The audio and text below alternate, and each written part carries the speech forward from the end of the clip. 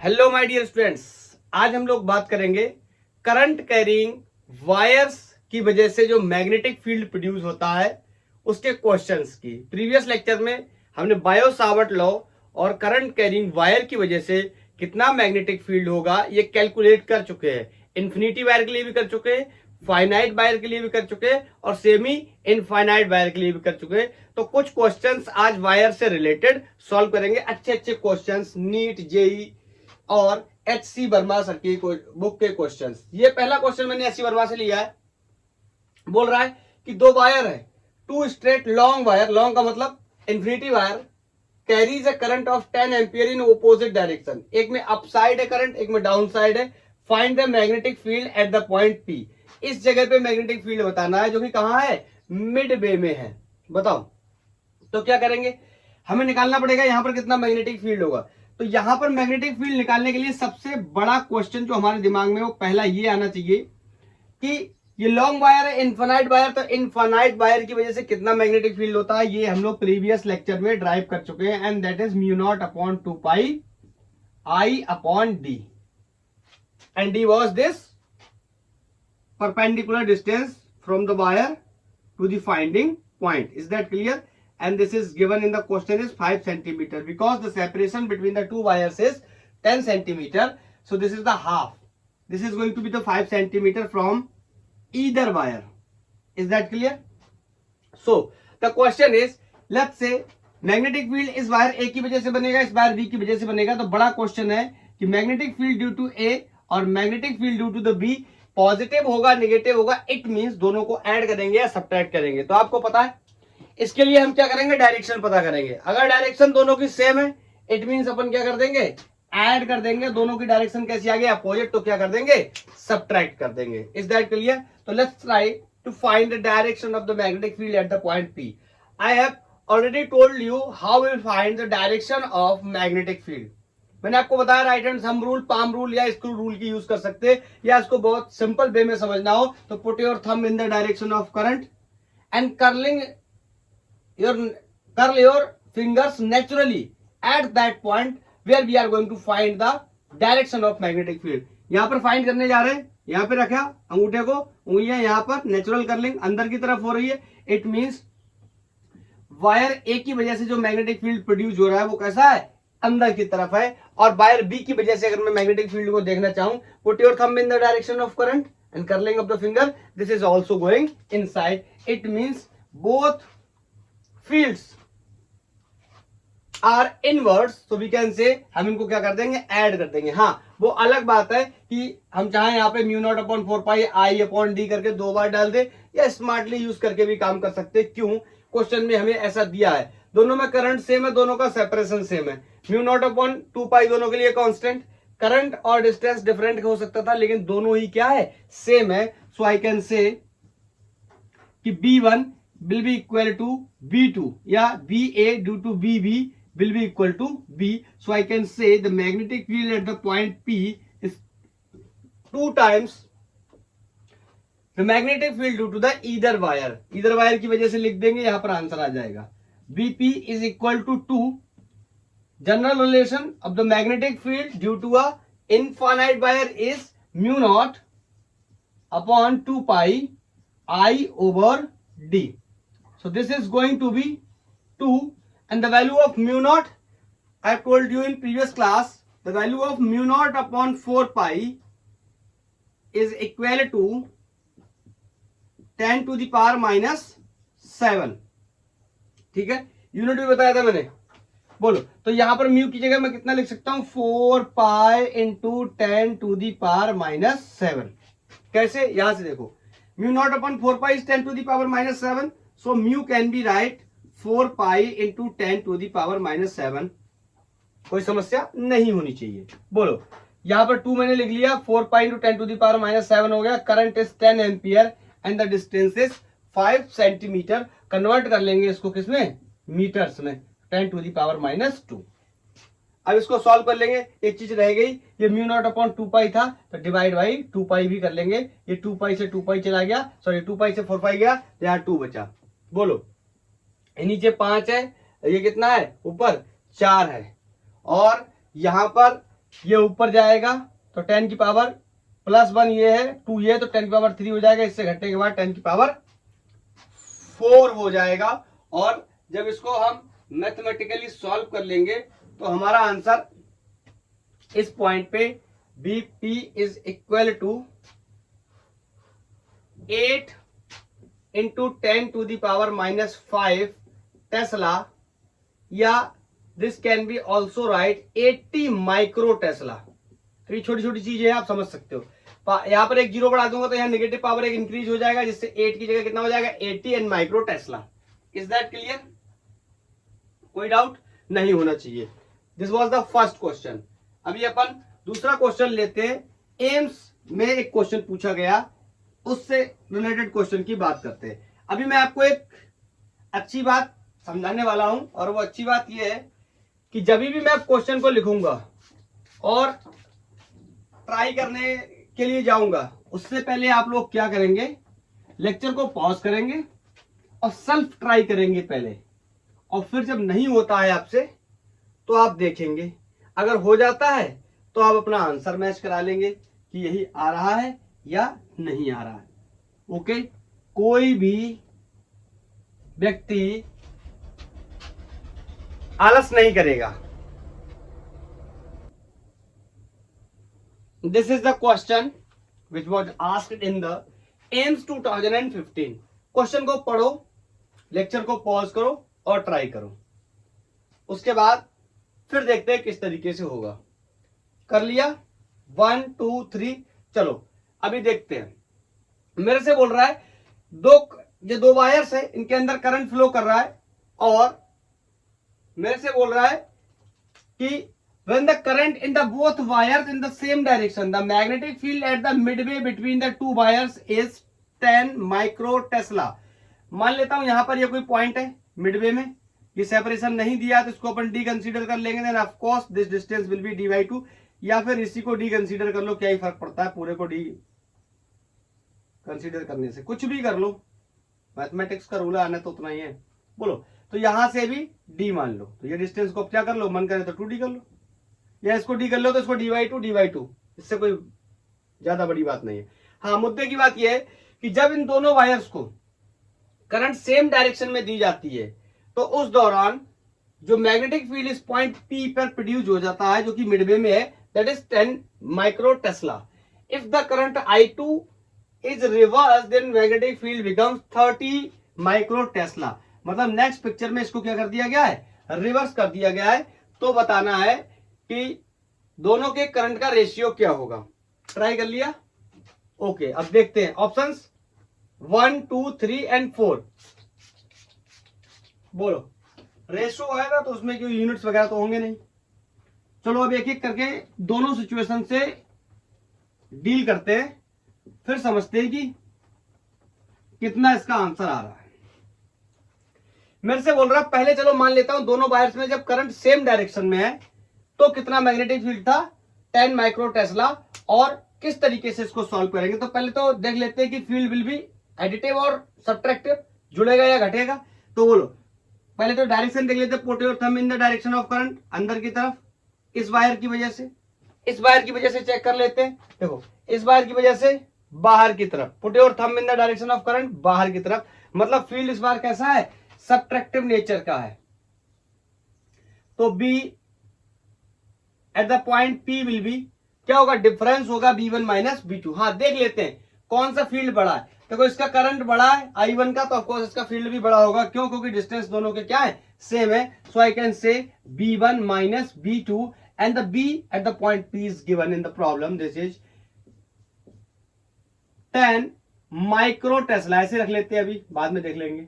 बोलो, और अगर हम इसको एक्सपोज करने की कोशिश करें, this is going to be μ0/2π। And remember, ये इंफिनिटी वायर है। क्वेश्चन में ऐसा बोला भले ही ना गया हो, लेकिन अगर बोला गया है तो हम समझ लेंगे, बोला गया होगा, मैंने नोट भले ही ना किया हो। तो μ0/2πI/d, दोनों ही केसेस में डिस्टेंस सेम है, इसलिए d ही ले रहा हूं। And magnetic field due to the wire second, आप चाहो तो इसको ऐसे कर लो फर्स्ट वायर, इसको ऐसे कर लो second wire. This is going to be the current in the second wire upon distance from the second wire to the finding point. Okay, इसमें देखो mu naught upon 2 pi and d क्या हो जाएगा, common हो जाएगा. So I can write tan mu t is equal to mu naught upon 2 pi and 1 upon d. ये क्या हो गया, common. And I1 minus I2, और इसको कोई अपन इक्वेशन 1 बना लेंगे क्योंकि अब ये आगे फर्दर सॉल्व नहीं होगा. क्यों, ना मेरे को I1 पता है ना मेरे को I2 पता है. क्लियर, दो चीजें नहीं पता, इक्वेशन में सॉल्व नहीं कर सकते. तो ये पहली इक्वेशन मैंने बना ली. जब दोनों में करंट सेम डायरेक्शन में है, अब क्वेश्चन कह रहा है कि करंट I2 को क्या कर दिया गया है, रिवर्स कर दिया गया. तो अपन भी इसको क्या कर देते हैं, रिवर्स कर देते हैं. बोलो. तो सबसे बड़ी बात तो ये है, सबसे पहले तो ये चेक करना पड़ेगा मुझे कि फील्ड विल बी एडिटिव या सब्ट्रैक्टिव. तो इससे सबसे पहले क्या करेंगे, डायरेक्शन चेक करेंगे. तो इसमें तो कोई प्रॉब्लम है नहीं, तो इसकी वजह से तो फील्ड अंदर ही था, अभी भी अंदर रहेगा. इस वाले करंट को चेंज किया गया है, तो अब इसकी वजह से भी फील्ड क्या हो गया, अंदर हो गया, इनवर्ट फील्ड हो गया. इसका मतलब है इस बार हम दोनों को क्या कर लेंगे, ऐड कर लेंगे. बोलो. And the magnetic field at this time is given 30 microtesla on the point P. Is that clear? So this is going to be mu naught upon 2 pi I1 over D plus mu naught upon 2 pi I2 over D. Again we can say mu naught upon 2 pi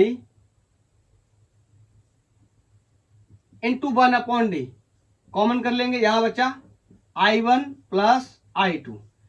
equation first और equation second को ध्यान से देखो तो तुम्हें एक बात समझ आ जाएगी कि अगर मैं इन दोनों इक्वेशन को कंपेयर कर दूं तो इससे I2 की वैल्यू एलिमिनेट हो जाएगी और I1 की वैल्यू मुझे मिल जाएगी. एक वैल्यू मुझे मिल जाएगी, दूसरी वैल्यू किसी एक इक्वेशन में डाल दूंगा, दोनों वैल्यू मिल जाएंगी. फिर उसके बाद में आप क्या कर सकते हैं, सिंपली रेशियो ले सकते हैं और हमें क्या हो जाएगा, इसका आंसर मिल जाएगा. तो आप कर चुके हो ट्राई.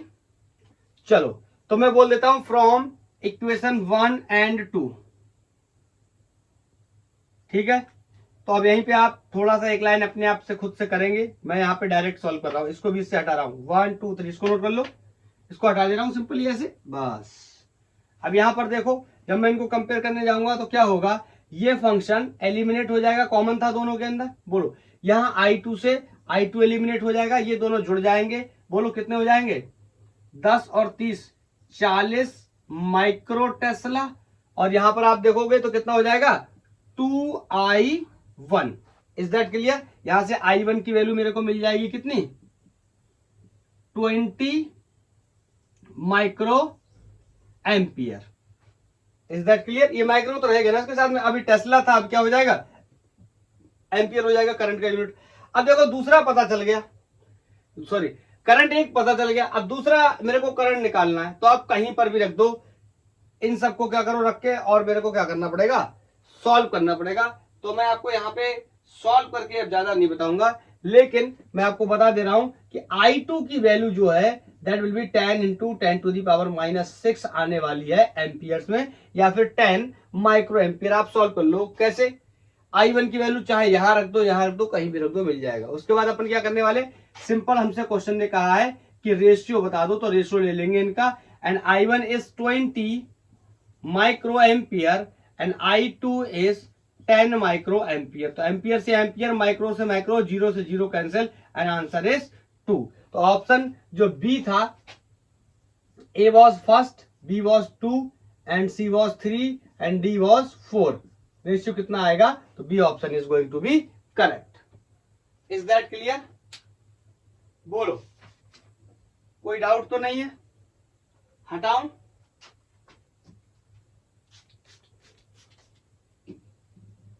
अगर आपने प्रीवियस लेक्चर देखा होगा अच्छे से और सारे रिजल्ट्स आपके दिमाग में होंगे तो ये क्वेश्चंस आपको बहुत अच्छे लगेंगे, बहुत ही इजी लगेंगे.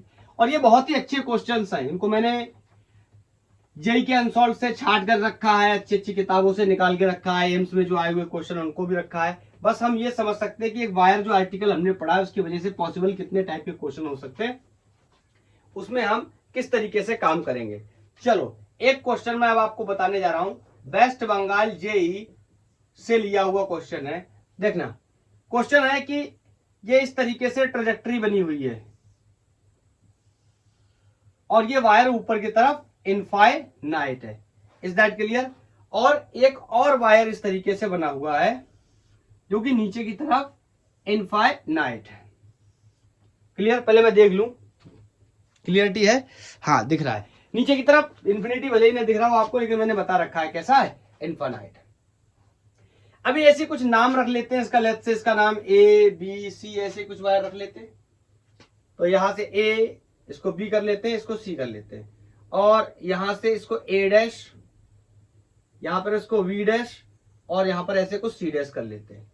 इसके मिड में एक पॉइंट है, ध्यान से सुनना मेरी बात, मैं इस बी डैश को थोड़ा सा नीचे शिफ्ट कर दे रहा हूं। ये पॉइंट जहां तक मैं बना रहा हूं मिड में बना रहा हूं, थोड़ा बहुत ऊपर नीचे हो जाए तो आप मैनेज कर लेना, ठीक है।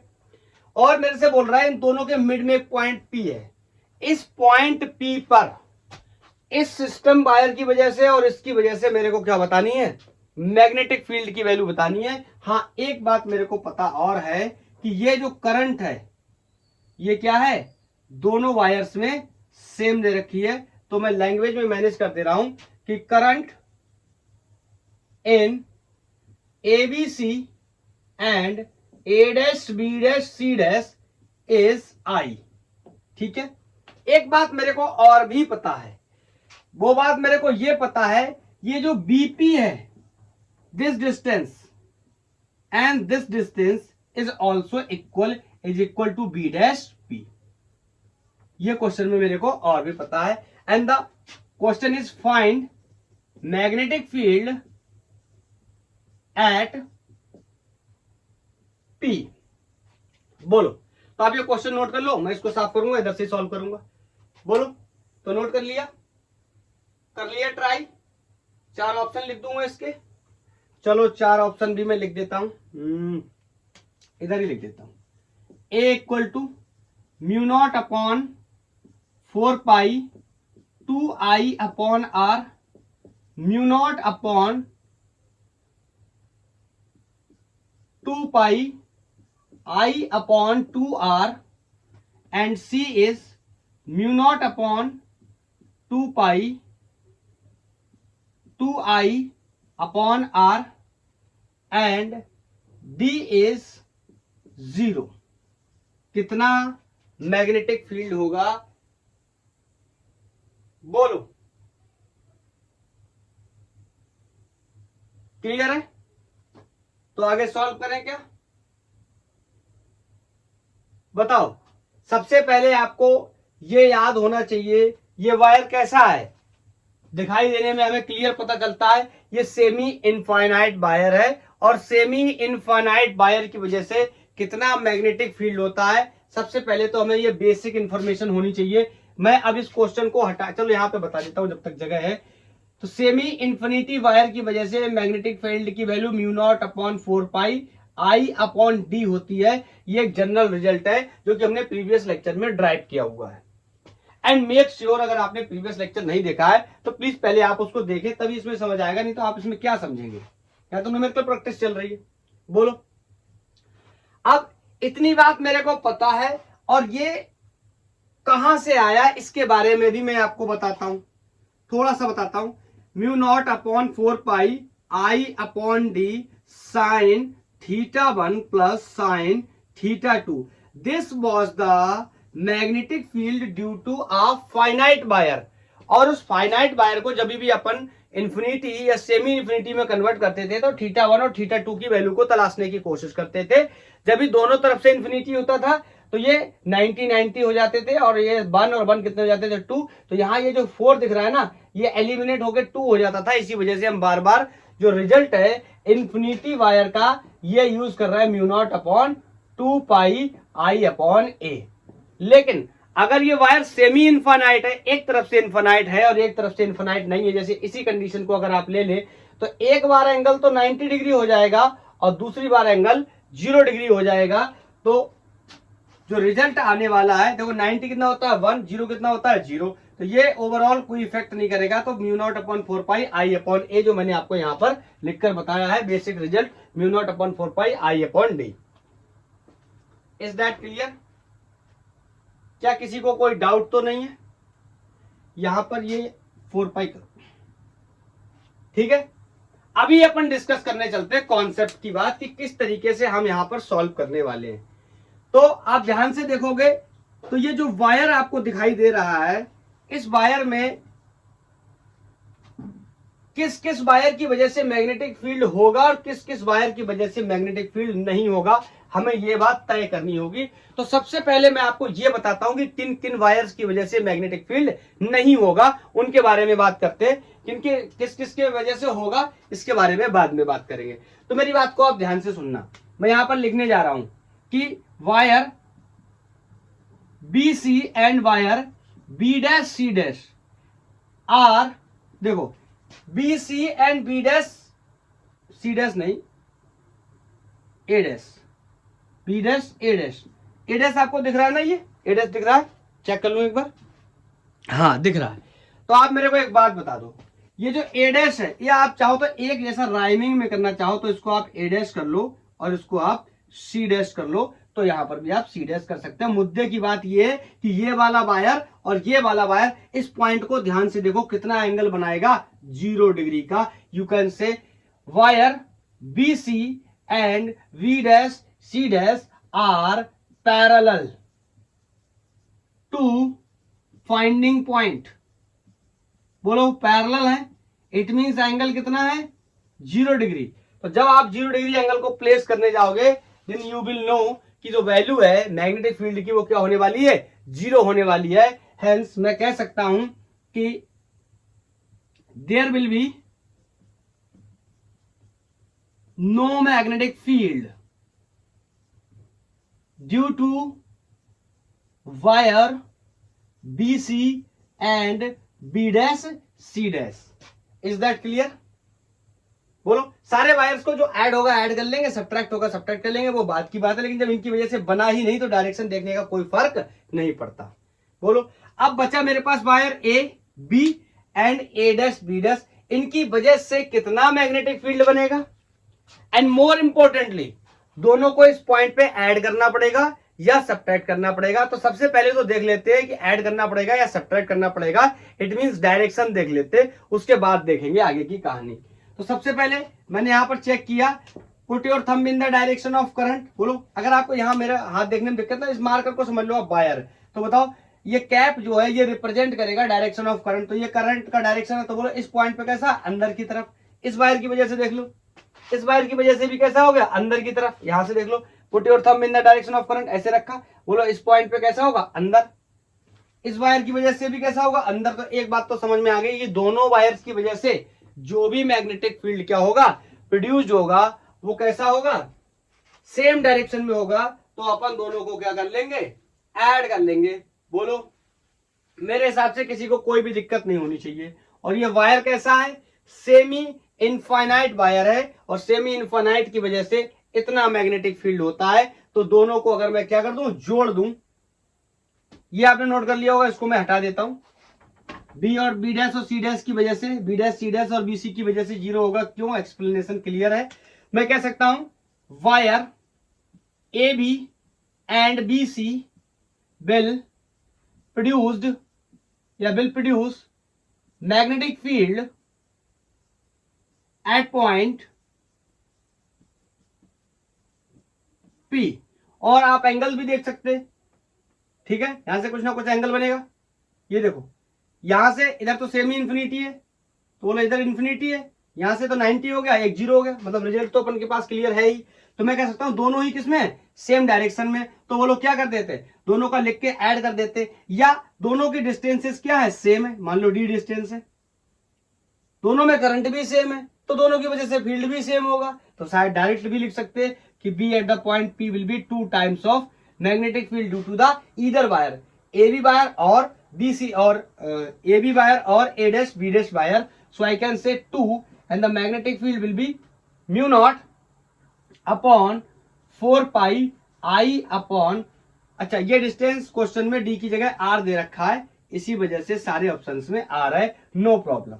ठीक है, ये 2 अंदर मल्टीप्लाई हो जाएगा जाके, और यहां से आप देखोगे कि हमें एक रिजल्ट मिल जाएगा। ऑप्शन सी हमारा क्या होने वाला है, करेक्ट होने वाला है। बोलो, समझ पाए? ये भी एक अच्छा सवाल था, वैरायटी है क्वेश्चंस की। बोलो, अगर आप ये समझ गए तो थोड़ा सा मैं क्वेश्चन के लेवल को और बढ़ाता हूं, अंतर समझना। पहले मैं यहीं पे बताता हूं आपको कि क्या मैं क्वेश्चन के लेवल को क्या बढ़ाने वाला हूं। अभी अभी आपने देखा कि मैंने ये पॉइंट यहां पर लिया है जो कि इस वायर के पैरेलल है और इस वायर के परपेंडिकुलर है। Is that clear? Same thing for this wire, parallel to this wire and perpendicular to this wire. मतलब एक वायर के पैरेलल हो गया है और एक वायर के परपेंडिकुलर हो गया है। मैं नेक्स्ट केस ऐसा लेने वाला हूं जिसमें दोनों ही वायर के ना तो परपेंडिकुलर हो ना ही पैरेलल हो, मतलब कोई एक ऐसी जगह पे हो जहां पर दोनों से डिस्टेंस कुछ ना कुछ हो। यस, तो आगे देखते हैं कैसे सॉल्व करेंगे। और इस तरीके का क्वेश्चन जिसके बारे में मैं डिस्कस कर रहा हूं, ये एक बार जेईई मेंस 2021 में आया हुआ क्वेश्चन है, इसके बारे में बात कर लेते हैं। जेईई मेंस 2021 में आया था। इस तरीके से क्वेश्चन है कि एक वायर इस तरीके से रखा है, एक वायर इस तरीके से रखा है, एंड ऑफ कोर्स ये सेमी इंफिनिटी वायर्स हैं। Is that clear? और यहां पर एक कोई, थोड़ा सा और बना लेता हूं इसको, यहां पर कोई पॉइंट, एक लेट्स से P पॉइंट है जिसके कोऑर्डिनेट्स x, y है। इट मींस ये x में कितना है x और y में कितना है y। अब क्वेश्चन है कि इन दोनों में मैं मान लो करंट I दे देता हूं, इसमें भी करंट, कोई I करंट है, इस वायर में भी कोई I करंट है। And the question is find the magnetic field at the point P। And very clear, पिछली बार क्या था, एक पॉइंट यहां ले लिया था तो इससे क्या हो गया था पैरेलल, इसके क्या हो गया था परपेंडिकुलर, या दूसरा वायर भी ले लिया, इस बार बीच में कहीं लिया हुआ है। तो इस तरीके के क्वेश्चन को हम किस तरीके से सॉल्व करेंगे। हाँ, इसमें एक बात और गिवन है, या एक ही बात है, मैंने आई बोल दिया है तो मैं बोल सकता हूं दी current ratio in both wire,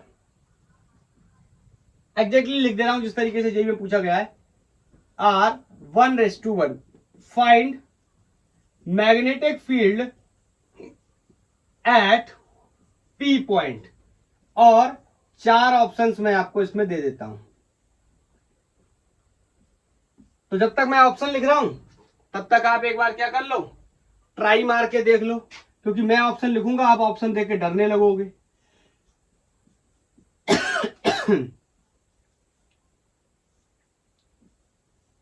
आप सोचोगे इतना हैवी ऑप्शन, आपको कैलकुलेशन से मतलब होना चाहिए, ऑप्शन से नहीं। This is the option A. Option B में लिख दे रहा हूं यहां पर μ0I/4π x/, √x²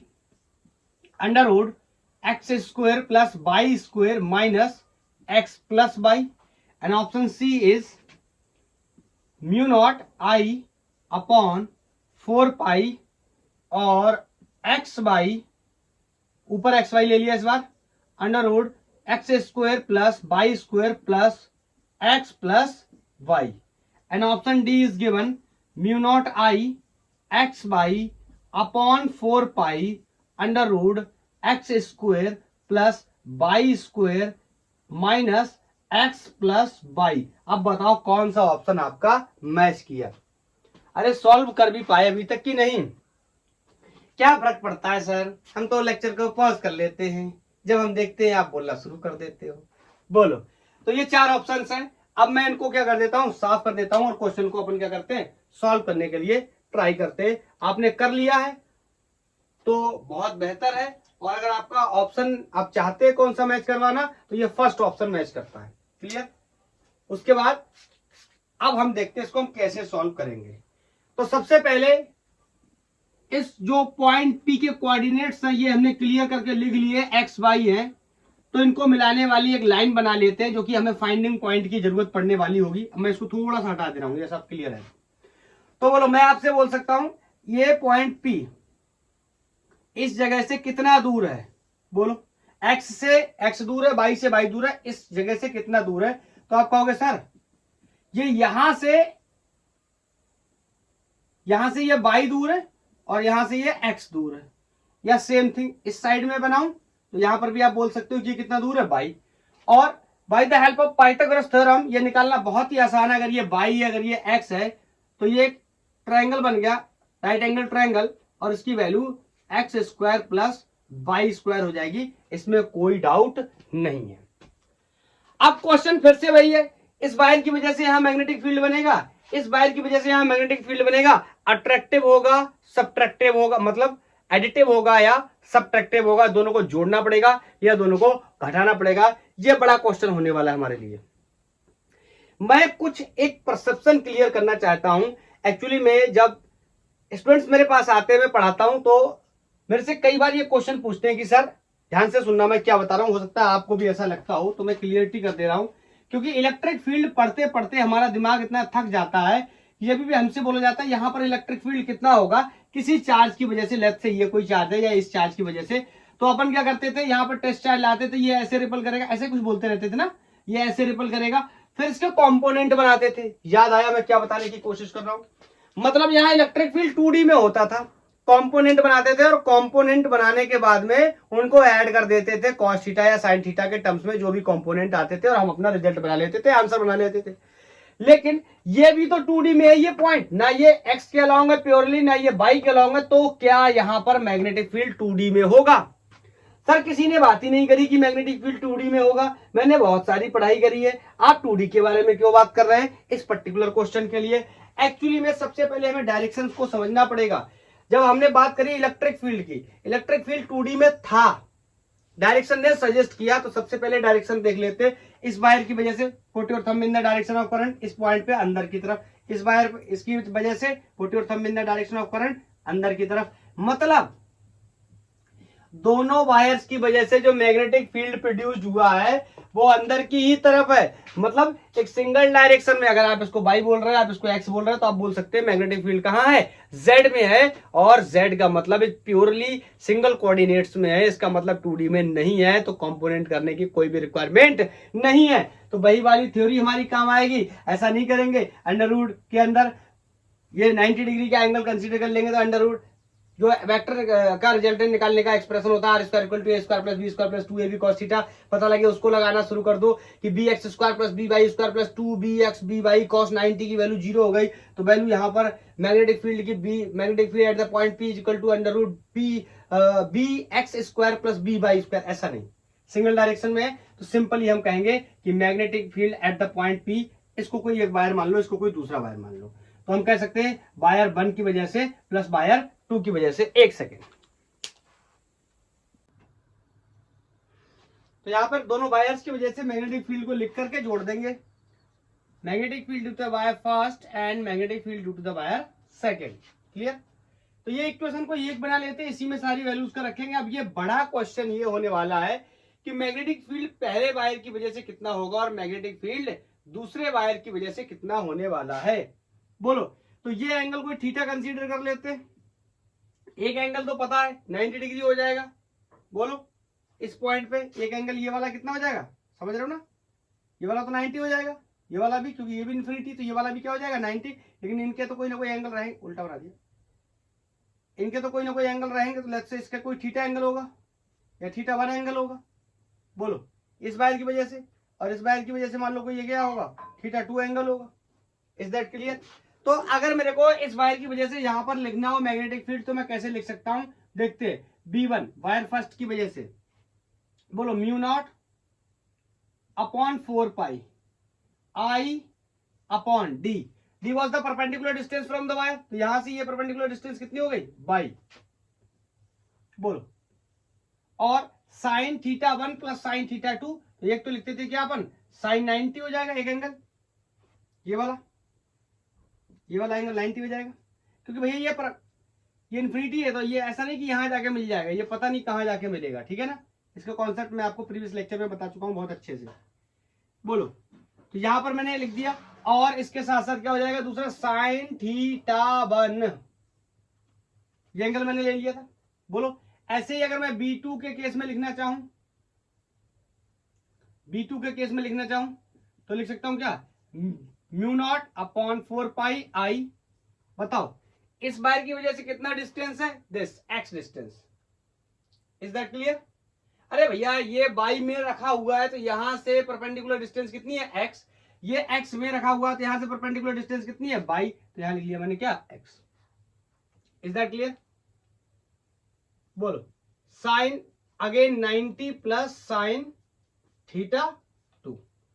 now the question is कि sine theta 1 and sine theta 2 की वैल्यू क्या होंगी, इनको रिप्लेस करना है। तो यहां पर मैं आपसे बोलूं अगर साइन थीटा 1 को मेरे को निकालना हो तो बताओ, यहां पर लगाओगे साइन थीटा 1 तो साइन थीटा क्या होता है, base sorry perpendicular upon hypotenuse. तो परपेंडिकुलर देखो ये एंगल है थीटा 1, ठीक है। तो परपेंडिकुलर कौन हो गया, ये मींस बाई, और हाइपोटेनस कौन हो गया, under root x square plus by square. It means I can replace the sin theta with the help of by over root x square plus y square. Similarly, for sin theta 2, I can say this theta 2. So this will be the perpendicular, this will be the base, this will be the hypotenuse. So this can be right x over root x square plus y square is the value of sin theta 2. तो sign theta 1 और sign theta 2 की value को यहां रख देते हैं। उसके बाद दोनों इक्वेशन, दोनों वैल्यूज को इक्वेशन 1 में डाल के और ऐड करना शुरू करेंगे, फिर मैथमेटिक्स रह जाएगी। क्लियर। तो यहां पर मैं इस इक्वेशन को दोबारा लिख देता हूं, b1 is equal to mu naught upon 4 pi I upon Y sine 90 की वैल्यू कितनी हो जाएगी 1 प्लस साइन थीटा 1 की जगह I can write Y upon root x square plus by square, and this is the magnetic field due to the wire first at the point P। ऐसे second के लिए भी बात कर सकते हैं। तो यहां पर लिख लेंगे B2 is equal to mu naught upon 4 pi I upon x sine 90 की वैल्यू 1 साइन थीटा 2 की value plus x upon under root x square plus Y square. ठीक है, अब यहां पर लिख लो put value of B1 and B2 in equation first. मेरे को साफ करना पड़ेगा बोर्ड, जरूरत है जगह की, तो आप नोट कर लो। कर लिया, बोलो 1 2 3 नोटेड। हटाऊं मैं, अब मैं इसको इक्वेशन 1 में रखने जा रहा हूं दोनों वैल्यूज को। मेरी हेल्प करना अगर मैं भूल जाऊं क्या वैल्यूज थी तो बोलो। रखूं, magnetic field at the point P is going to be BP. B1 was mu naught upon 4 pi I upon distance was B1 के लिए कहा गया B1, इसके लिए डिस्टेंस क्या थी y, and under root 1 plus by upon y square plus x square का root या x square plus by square root. बोलो plus the value of B2 is mu naught upon 4 pi I upon x अंदर bracket के अंदर 1 plus x upon x square plus by square root. Clear. अब यहां से जो जो चीजें कॉमन है पहले उनको कॉमन कर लेते हैं, फिर इसको सॉल्व करेंगे। अब देखो मैथमेटिक्स से तो थोड़ा मेरा सा आप साथ देना शॉर्टकट लगाने में भी। तो म्यू नॉट अपॉन 4 पाई आई, ये देखो सबसे कॉमन है। तो यहां पर बचा, यहां से mu naught upon 4 pi I common चला गया, तो यहां से बचा 1 upon by plus by upon under root x square plus by square. यहां से mu naught upon 4 pi I common चला गया, तो यहां पे बचा क्या 1 अपॉन एक्स, अंदर मल्टीप्लाई कर लेता हूं direct 1 upon X plus x upon under root x square plus by square. अब ध्यान से देखो, एक्स और वाई वालों को एक तरफ जोड़ लेता हूं, इन दोनों को एक तरफ जोड़ लेता हूं। So this is going to be BP mu not I upon 4 pi, यहां पे ले लेता हूं 1 upon X plus 1 upon by plus by upon, या एक जैसा राइमिंग में लिख रहे हैं तो ऐसा लिख लेता हूं X square plus by square plus by upon under root x square plus by square.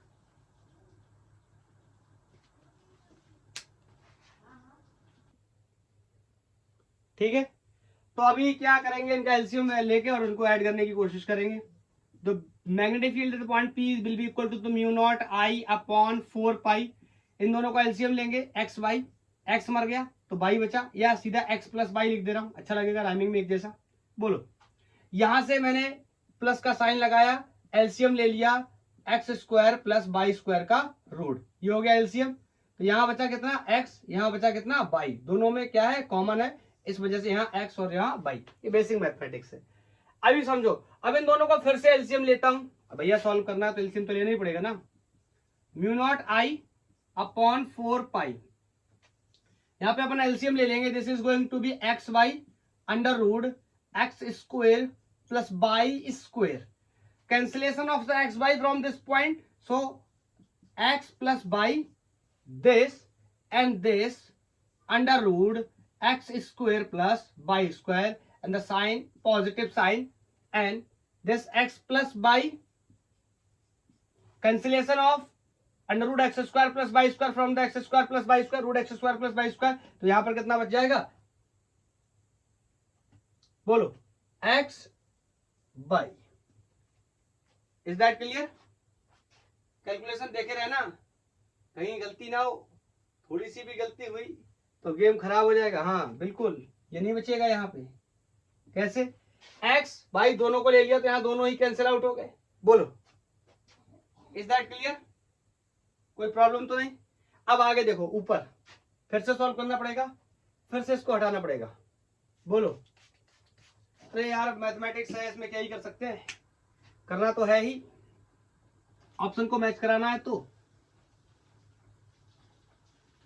आगे देखेंगे, यहां से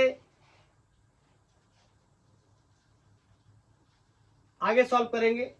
magnetic field at the point P will B, बोलो अब अगर इसको ध्यान से देखो तो इसमें से मैं एक्स वाई को बाहर निकाल ले रहा हूं, ठीक है? तो ये हो जाएगा mu not I upon 4 pi x Y, ये बाहर आ गया तो अंदर बच्चा कौन, X plus Y root x square plus Y square plus X plus Y upon root x square plus Y square. इसको दोनों को नीचे लिख लेता हूं, फिर देखता हूं क्या होगा। तो ये हो गया X plus Y root x square plus Y square divided by root x square plus Y square plus X plus Y upon x square plus Y square root. Clear? Is there any problem?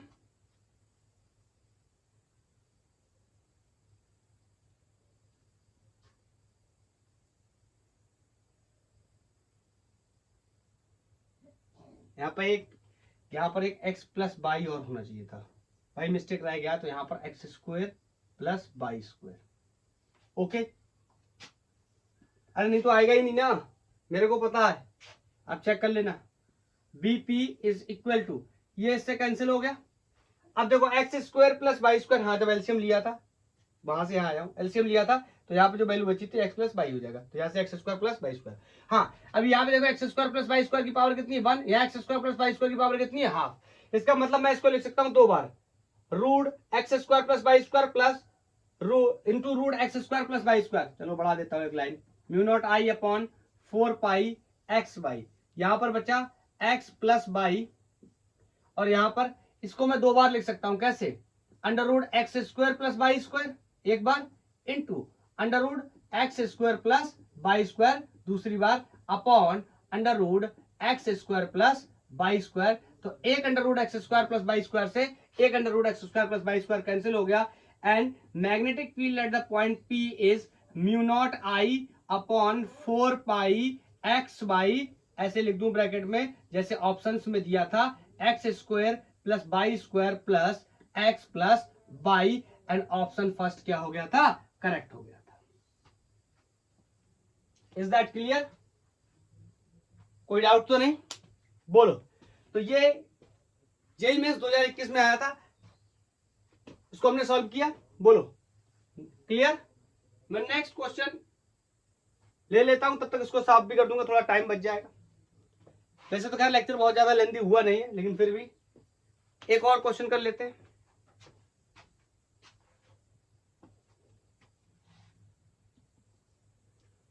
ये next question है, JEE 2021 में आया हुआ question है। बोल रहा है कि एक कोई ट्रायंगल है, a current is flowing through a triangle of 9 centimeter each. It means it is an equilateral triangle because the all sides of the triangles are equal. the magnetic field at the centroid of the triangle, and this is the centroid. The four options are given: 3 into 10 to the power minus 7 outside the plane of the triangle, root 3 into 10 to the power minus 7 inside or outside, and 3 into 10 to the power minus 5 Tesla inside the plane of triangle. Pause करो, try करो. 1 2 3 बोलो, कर लिया. अभी देखते हैं ये option चार में से को अगर आपने सॉल्व कर लिया है तो आपका अगर डी ऑप्शन आता है then it is correct. Okay, अब सॉल्व करते हैं इसको. अपन कैसे देखते हैं, कैसे सॉल्व करेंगे. तो आपको पता है this is not the infinite wire, this is the case of the finite wire. So first of all we should know about the magnetic field due to a finite wire. So I am going to write the value of magnetic field due to a finite wire is sin theta 1 plus sin theta 2 is the value of general value of the magnetic field due to a finite wire. अभी आप समझते, हम finite wire के case में मैंने अलग अलग तरीके से डेरिवेशन किया था. अब ये पॉइंट से मेरे को परपेंडिकुलर डिस्टेंस यहां से बनानी पड़ेगी. Same thing for this and same thing for this. आपको पता है ये जो डिस्टेंस होती थी ये वायर से अपन क्या लेते थे, परपेंडिकुलर डिस्टेंस लेते थे. इसको मैं डी नाम देता था. Is that clear? तो ये डी डिस्टेंस भी मुझे निकालनी पड़ेगी. चलो थोड़ा सा एंगल्स के बारे में बात कर लेता हूं. अगर ये इक्विलैटरल ट्रायंगल है तो ये 30 डिग्री. बोलो ये कितना हो गया, 60. बोलो ये भी कितना हो गया, 60. ये भी कितना हो गया, 60. ये भी कितना हो गया, 60. ये 60, ये 60, सबको जोड़ो 360, 360. और क्या बन गया, एक कंप्लीट सर्कल टाइप से बन गया. Is that clear? मेरे को इस डिस्टेंस की रिक्वायरमेंट होने वाली है तो चलो नाम लिख लेता हूं कुछ. ये डी डिस्टेंस तो मेरे को पता करना ही पड़ेगा ना. बोलो, तो नाम लिख लेता हूं कुछ भी. जैसे मान लो इसका नाम ए है, या तो ओ लिखा ही है, यहाँ बी है, कुछ भी लिख लो. तो ये डिस्टेंस निकालने के लिए मैं इस ट्रायंगल को बाहर निकाल लेता हूं. और ये एंगल कितना हो गया, 60 डिग्री हो गया. ये एंगल कितना हो गया, 30 डिग्री हो गया. ये पॉइंट ए है, ये पॉइंट ओ है, ये पॉइंट बी है. बोलो अगर मेरे को क्या निकालना है, ये निकालना है तो मेरे को क्या यूज करना चाहिए. बोलो मैं टेंजेंट का यूज कर सकता हूं, मतलब टेन थीटा का यूज कर सकता हूं, जिससे क्या होगा, ये फंस जाएगा उसके अंदर. ये बेसिक बात है. यहाँ पे मैंने लगाया टेन 30 क्या होता है, 10 परपेंडिकुलर अपॉन बेस. तो यहां से ये एंगल बनाया है, ये एंगल बना रहा है. बहुत बार मैंने आपको बताया एंटी क्लॉकवाइज एंगल जहां से बनाता है वो बेस होता है. तो बोलो ये बन गया बेस, ये बन गया परपेंडिकुलर. तो बोलो मैं लिख सकता हूं क्या, O B upon A B. मैं आपको इंपॉर्टेंटली एक बात और यहाँ पे बताना चाहता हूँ. A B okay. और मान लो ये पॉइंट कोई सी है. बताओ ये डिस्टेंस बहरहाल क्वेश्चन में दी है 9 सेंटीमीटर, लेकिन अगर मैं इसको एल मान लूं तो ये रिमेनिंग डिस्टेंस ये इसका आधा पार्ट हो जाएगा. बोलो L/2. इसका मतलब जो ए बी मैंने ले रखा है this is L/2. So I can say this is going to be L/2. You can put the value of L 9 centimeter. अपन बाद में डिस्कस कर लेंगे इसको. This is OB. tan 30 is 1/√3 is equal to OB upon L/√2. ये पलट के ऊपर जाएगा, इधर जाएगा, मल्टीप्लाई होगा. और इसके बाद यहां से L की वैल्यू को अपन लिख सकते हैं कितना, सॉरी L नहीं, OB की वैल्यू को यहां पे अपन लिख सकते हैं L upon 2√3. Is it visible? L over 2√3. Yes, is the value of this perpendicular distance, and everybody knows this distance, and this distance are always equal. बोलो सबको पता है, ये बहुत ही बेसिक बातें होती है, मैं ये मान के चल रहा हूं.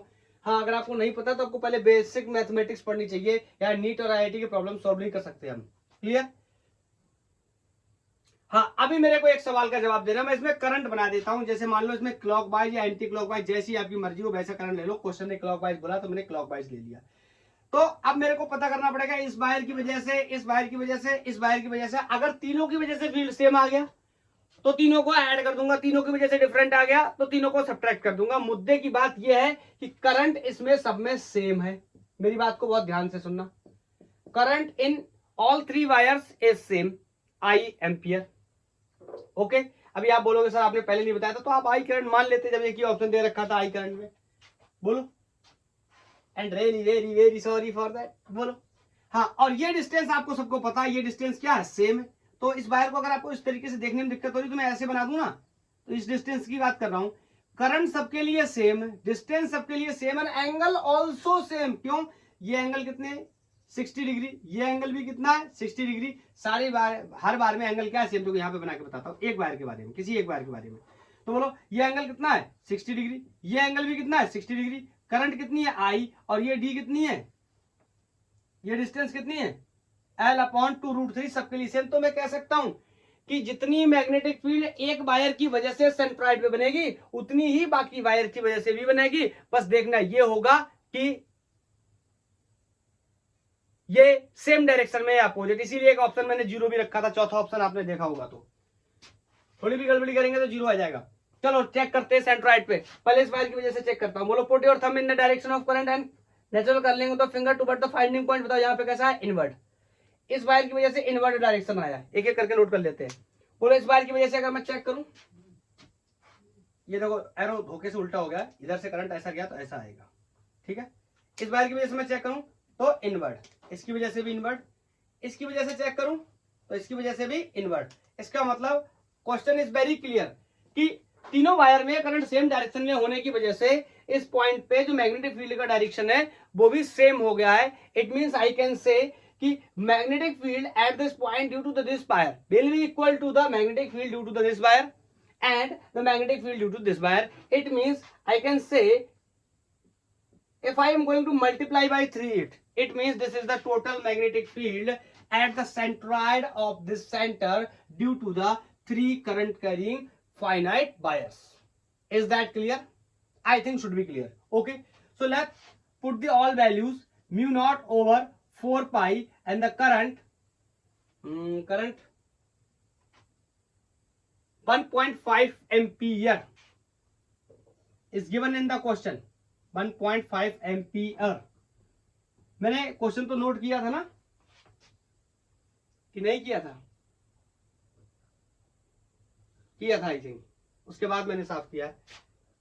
अगर नहीं किया है तो आप देख लीजिए। 1.5 एम्पियर की करंट है और this value is going to be OB L over 2√3 and the value of both angle is going to be 60 sin 60 multiplied by 3. This is for the one wire and multiplied by 3. तो all the remaining wires at this point कितना magnetic field create करेंगे? So next mu naught over 4 pi is 10 to the power minus 7. This will comes above 2 into √3 into 1.5 over L and the value of the side length of a triangle is given in the problem and that is 9 centimeters. Metre में convert कर दिया. This is going to be 2 times of sin 60 and the value of sin 60 is √3 by 2 and which will be the multiplied by 2. The cancellation of this 2. Is that clear? Is that clear?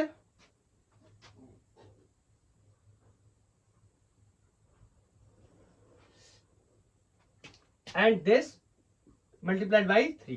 Okay. अभी ध्यान से देखो, √3 and √3 will be 3 and multiply by 3 will be 9. तो this cancel from this. Is this clear? And B is going to be 2 into 1.5. It means 3. Powers को manage कर लेता हूं. 10 to the power minus 7 और कोई पावर ये ऊपर आया पलट के, तो ये कैसा होगा प्लस का 10 to the power minus 5 Tesla. This is the value of magnetic field at the center of the at the centroid of the equilateral triangle and direction due to this wire inward, due to this wire inward, due to this wire inward. It means direction is inside the plane of triangle. Is that clear? And option 4th is going to be correct, जो मैंने पहले लिखा हुआ था. बोलो, is that clear? क्या कोई doubt है? मेरे हिसाब से नहीं होना चाहिए. सर मेरे को कॉन्सेप्ट अब एकदम से क्लियर है. वायर से रिलेटेड कोई भी क्वेश्चन हो सर, मैं सॉल्व करके उसका मैग्नेटिक फील्ड निकाल सकता हूं. अब मेरा कॉन्फिडेंस बहुत हाई है. अच्छा है, अगर आपने अच्छे से पढ़ाई करी तो आपको पूरा कॉन्सेप्ट क्लियर है। तो चलते चलते आई एम थिंकिंग कि एक क्वेश्चन आपको दे के जाना चाहिए और आपने मेरे को उसका आंसर बताना है। क्लियर? कोई खास कठिन क्वेश्चन नहीं है, एक नॉर्मल क्वेश्चन है। बहुत ही टफ क्वेश्चन हमने सॉल्व किए हुए हैं आज वायर से रिलेटेड, और जो क्वेश्चन देने जा रहा हूं ये उनके मुकाबले काफी आसान है। बोलो। The question is the magnetic field at the point of intersection of a rod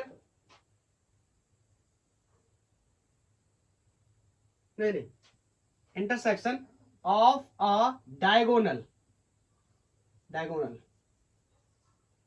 of the square।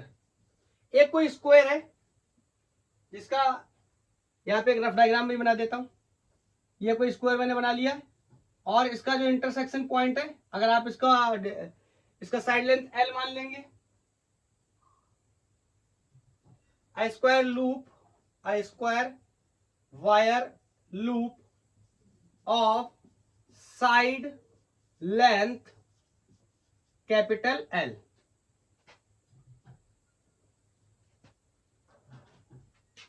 Side length L capital L carrying a current I। Okay, find the magnetic field at the point of intersection of diagonals. मतलब यहां कहीं हमसे पूछ रहा है। Clear? बोलो। मेरे हिसाब से कोई डाउट नहीं होना चाहिए। नहीं, डायगोनल्स पे पूछ रहा है, यहां नहीं पूछ रहा है। हाँ, मैं तो होमवर्क क्वेश्चन देने आया हूं, ये क्यों बताऊंगा। चलो, 4 ऑप्शन इसके मैं लिख देता हूं। और ये क्वेश्चन वेस्ट बंगाल जेई में एक बार पूछा गया। ये भी इंजीनियरिंग का एक सेपरेट एग्जाम होता है। μ0I upon pi L and option B is 2μ0I upon pi L and C is √2 μ0I upon pi L and next is 2√2 μ0I upon pi L। ये 4 ऑप्शंस आपके सामने मैंने यहाँ पर लिख रखे हैं और इनमें से कोई एक क्वेश्चन या कोई एक आंसर सही हो जाएगा इस क्वेश्चन के रिगार्डिंग। कोई खास मेरे को तो कोई दम दिखती नहीं क्वेश्चन में।